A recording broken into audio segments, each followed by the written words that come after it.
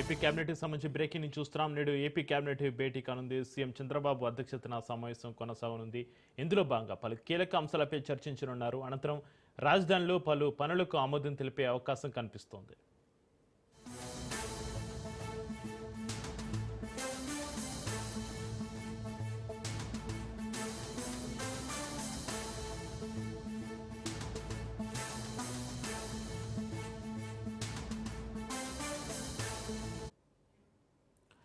అలాగే ఇవాళ చంద్రబాబుతో సింగపూర్ ప్రతినిధులు భేటీ కానున్నారు. అమరావతి నిర్మాణంలో మళ్లీ భాగస్వామ్యంపై చర్చించనున్నారు. 2019లో ఏడీపీని గత వైసీపీ ప్రభుత్వం రద్దు చేసింది. వాస్తవానికి 1,25,000 కుటుంబాలను అమరావతికి తీసుకొచ్చేలా 2.5 లక్షల మందికి ఉద్యోగాలు కల్పించేలా ఏడీపీ ప్రణాళికలు రచించింది. కానీ గత జగన్ సర్కార్ రద్దు చేసిందని కూటమి సర్కారు చెబుతుంది. మొత్తానికి సమావేశం తర్వాత కీలక ప్రకటన వెలువడే అవకాశం ఉంది.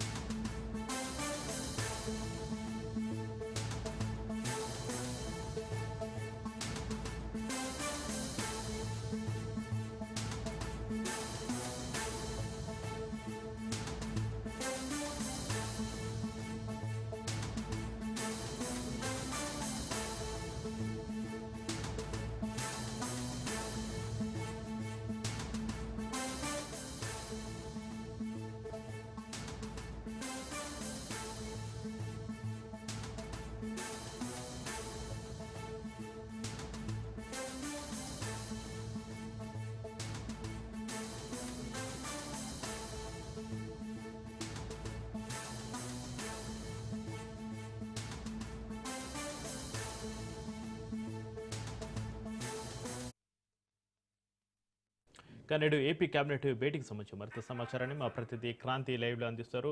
క్రాంతి, సీఎం చంద్రబాబు అధ్యక్షతన జరగబోయే ఈ రోజు కేబినెట్ సమావేశంలో ఏ అంశాలు కీలకంగా చర్చించే అవకాశం ఉంది? మీ దగ్గర ఉన్న డీటెయిల్స్ ఏంటి క్రాంతి?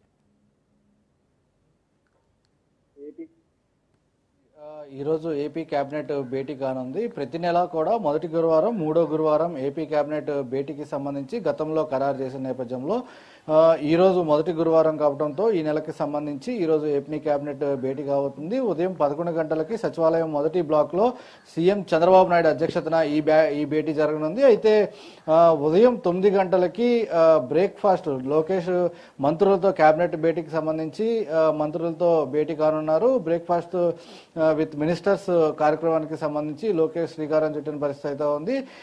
ఈ భేటీకి సంబంధించి కొంత ఆసక్తికరమైన పరిణామాలు చోటు చేసుకునే అవకాశం ఉందని చెప్పుకోవచ్చు. ఎందుకంటే రాష్ట్రంలో తాజాగా రాజకీయ పరిణామాలు కావచ్చు, అదేవిధంగా పేదలకు అందుతున్న సంక్షేమ పథకాలు కావచ్చు, ప్రభుత్వంకి సంబంధించిన అవలంబిస్తున్న పరిపాలన దాని మీద కూడా మంత్రులందరూ కూడా చర్చించుకునే అవకాశం కనబడుతుంది. ఈ బ్రేక్ఫాస్ట్ కి సంబంధించిన భేటీలో ప్రధానమైన అంశాలు తీసుకుంటే అటు పాస్టర్ ప్రవీణ్ మరణం తర్వాత కొంత రాజకీయ పరమైన విమర్శలు ప్రభుత్వం ఎదుర్కొన్న నేపథ్యంలో దానికి సంబంధించి పూర్తి స్థాయి దర్యాప్తు అయితే ఒక పక్క ప్రభుత్వం నిష్పక్షపాతంగా వ్యవహరిస్తుంది అంటూ కూడా మృతి చెందిన పాస్టర్ ప్రవీణ సతీమణి కూడా నిన్న వీడియో రూపంలో చెప్పిన పరిస్థితి ఉంది. దానిపైన కూడా ప్రధానంగా చర్చించే అవకాశం కనబడుతుంది. ఏ రకంగా రాజకీయ కోణంలో ప్రభుత్వాన్ని టార్గెట్ చేస్తున్నారు కాబట్టి ఆ విమర్శలన్నింటినీ కూడా రాబోయే రోజుల్లో పూర్తి స్థాయిలో తిప్పికొట్టాలనే అంశాలపైన కూడా ప్రధానంగా వారి మధ్య చర్చకొచ్చే అవకాశం కనబడుతుంది. ఇక 11 గంటలకి బీడీఏ కేబినెట్ లో కొన్ని కీలకమైన అంశాలపైన చర్చించే అవకాశం కనబడుతుంది.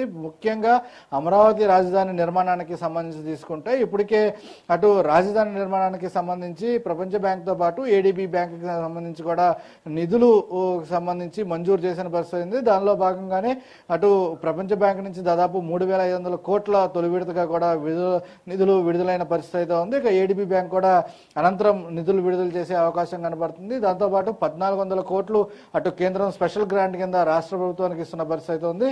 ఈ రోజు లేదా రేపటిలో ప్రపంచ బ్యాంక్ నుంచి వచ్చే నిధులు రాష్ట్ర ప్రభుత్వ ఖజానాకి చేరే అవకాశం కనబడుతుంది. ఇక రాష్ట్ర ప్రభుత్వం సంబంధించి ఏర్పడిన తర్వాత, కూటమి ప్రభుత్వం ఏర్పడిన తర్వాత ముఖ్యంగా అమరావతి రాజధానిలో పనుల శరవేగం పెరిగింది. ఈ నేపథ్యంలోనే మళ్లీ పునఃప్రారంభానికి సంబంధించి, అమరావతి నిర్మాణ పునఃప్రారంభానికి సంబంధించి ప్రధాని మోడీని పిలిచేందుకు రాష్ట్ర ప్రభుత్వం సిద్ధమవుతున్న నేపథ్యంలో ఈ రోజు కేబినెట్ లో ప్రధానంగా దానిపైన చర్చించే అవకాశం అయితే కనిపిస్తుంది. మోడీ రాకకు సంబంధించి, అదేవిధంగా ఇప్పటికే సిఆర్డీఏకి సంబంధించిన నేపథ్యం మీటింగ్ సమావేశం నేపథ్యంలో అమరావతి రాజధానిలో చేపట్టబోయే పనులన్నిటికి సంబంధించి కూడా సిఆర్డీఏలో ఆమోదం తెలిపిన నేపథ్యంలో వాటికి సంబంధించి ఈ రోజు కేబినెట్ లో చర్చించి పూర్తి స్థాయిలో అమరావతి రాజధానిలో ఏవైతే నిర్మాణ పనులు చేపడుతున్నారో దానికి సంబంధించి కూడా ఈ రోజు కేబినెట్ లో చర్చ జరుగుతుంది. దానికి సంబంధించి కూడా కేబినెట్ లో ఆమోదం తెలిపే అవకాశం అయితే కనిపిస్తుంది. ఇక మోదీ రాక సందర్భంగా కేబినెట్ లో చర్చ జరిగే అవకాశం కనబడుతుంది. గతంలో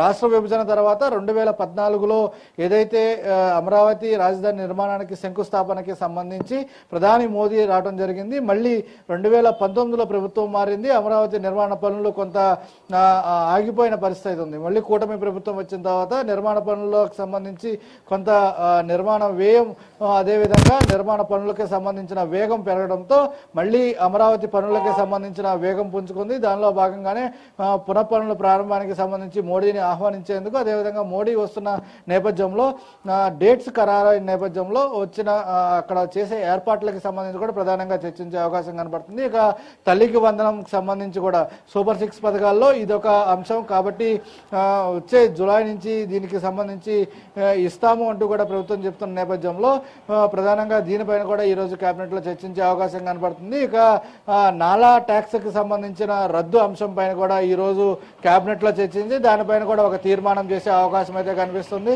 పూర్తి స్థాయిలో ప్రభుత్వం అంటే కొంత రియల్ ఎస్టేట్ కి సంబంధించి, అదేవిధంగా రియల్ కి సంబంధించిన అంశాల పైన కొంత సానుకూలంగా ప్రభుత్వం వెళ్తున్న నేపథ్యంలో కొంత రియల్ ఎస్టేట్ అంశాలను పరిగణలోకి తీసుకుని అటు ఇక్కడికి వచ్చే ఇన్వెస్టర్లు కావచ్చు, ఇతర వాణిజ్యపరమైన బిజినెస్ మ్యాన్కి సంబంధించి అందరినీ దృష్టిలో ఉంచుకుని ఈ అంశానికి సంబంధించి కేబినెట్ లో చర్చించి దానికి సంబంధించి కూడా ఒక తీర్మానం చేసే అవకాశం ఉంది. ఇక పరిశ్రమలకి సంబంధించి భూ కేటాయింపుల అంశం మీద కూడా ఈ రోజు కేబినెట్ లో చర్చించే అవకాశం కనబడుతుంది.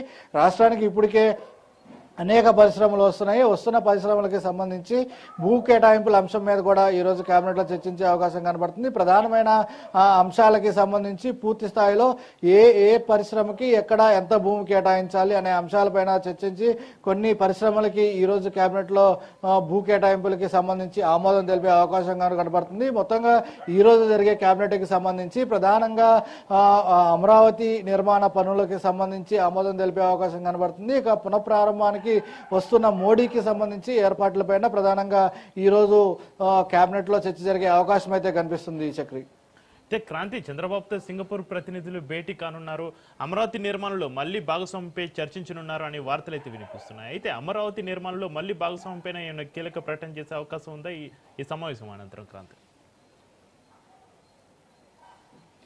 ఖచ్చితంగా గతంలో ఏదైతే 2014 అమరావతి రాజధాని నిర్మాణం ఎప్పుడైతే ప్రారంభమైందో అప్పుడు సింగపూర్ కాంటోరియంకి ఈ డిజైన్ రూపొందేందుకు కన్సల్టెంట్ గా పెట్టుకోవడం జరిగింది. గతంలో అమరావతికి సంబంధించిన రాజధాని డిజైన్ మొత్తం కూడా సింగపూర్ కన్సల్టెంటే ప్రభుత్వానికి ఇచ్చిన పరిస్థితి ఉంది. తర్వాత ప్రభుత్వం మారింది, అనేక విమర్శలు, అదేవిధంగా దానిపైన ఎంక్వైరీ వేయడంతో ఆ కన్సల్టెంట్ కి సంబంధించి వెనక్కి వెళ్ళిపోయిన పరిస్థితి ఉంది. మళ్ళీ కూడా ప్రస్తుతం రాజధాని కూటమి ప్రభుత్వం వచ్చింది. రాజధాని పనుల్లో సర్వే పెంచిన నేపథ్యంలో మళ్ళీ దానికి సంబంధించిన డిజైన్స్ కావచ్చు మళ్ళీ రీడిజైన్ చేసే అవకాశం ఉందా, లేదు అదే నిర్మాణాలు కొనసాగిస్తారా అనే దానికి సంబంధించి కూడా కొంత భేటీలో చర్చించే అవకాశం అయితే కనిపిస్తుంది. ఈ సింగపూర్ కన్సల్టెంట్ కి సంబంధించి గతంలో ఏదైతే కొంత డిజైన్స్ ఇచ్చారో దానికి సంబంధించిన డిజైన్స్ తోనే మళ్ళీ ముందుకు వెళ్తారా, లేదు ఆ డిజైన్స్ కి సంబంధించి ఏమైనా రీడిజైన్స్ చేసే అవకాశం ఉందా అనే అంశాలకు సంబంధించి కూడా కొంత చర్చ జరిగే అవకాశం అయితే ఉంది.